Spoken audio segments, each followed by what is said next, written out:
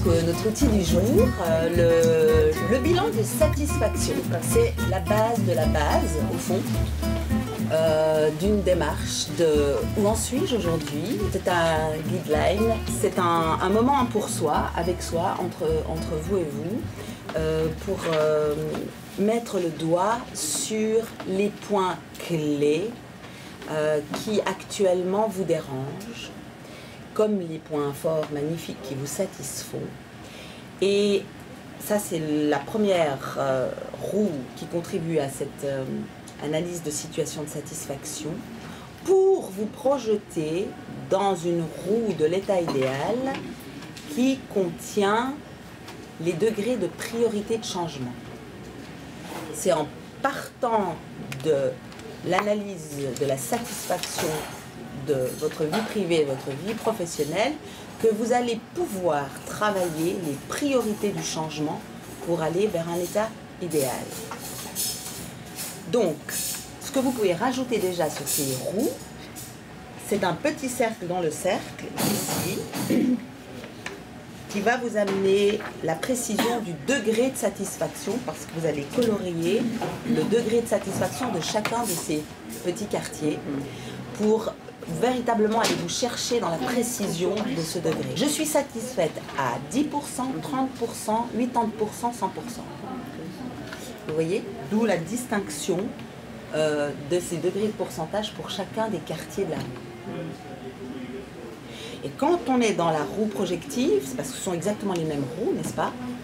Dans l'état idéal, eh bien, ce pourcentage-là, ça se correspondra à le changement prioritaire que je veux effectuer, c'est dans ce quartier-là, et c'est là que je veux mettre mon énergie. C'est comme ça qu'il s'agit de lire le grisé à l'intérieur du petit cercle. L'essentiel, c'est d'aller dans le détail des différents domaines de votre vie privée et de votre vie professionnelle. On détaille, dans le travail, on détaille le type d'activité que vous y faites, l'environnement dans lequel vous travaillez, petit, moyen, grande, petite entreprise, PME, association, ONG, etc.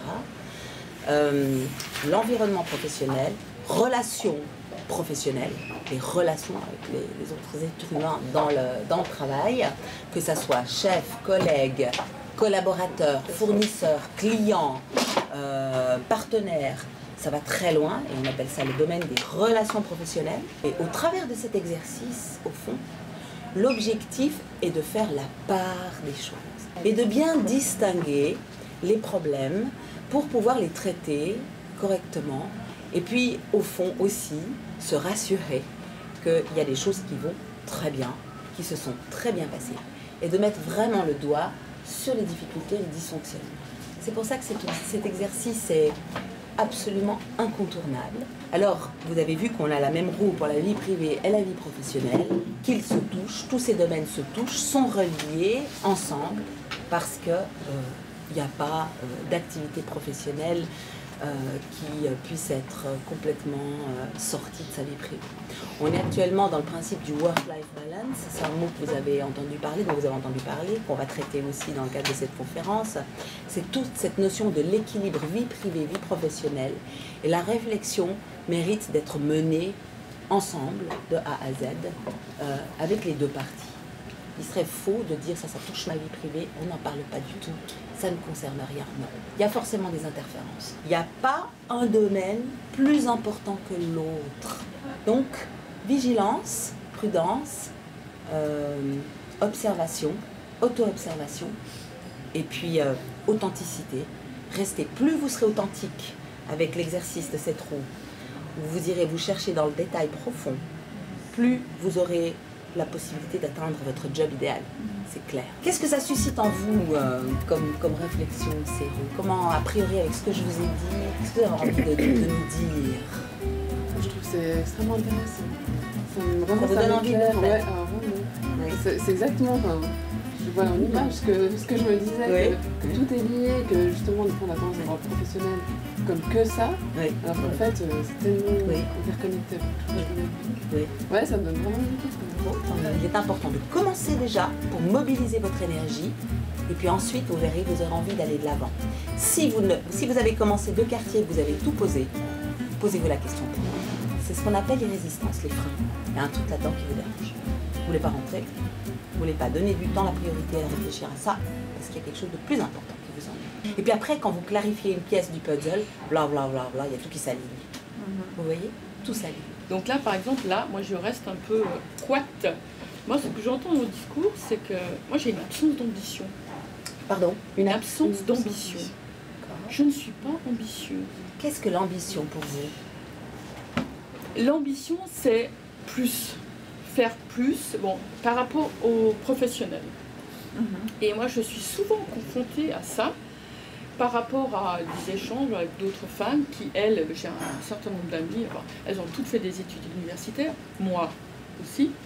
Mais maintenant, moi, j'ai consacré, parce que j'ai du plaisir, par exemple, à être à la maison et m'occuper de mes enfants. Ça me nourrit et c'est mon plaisir.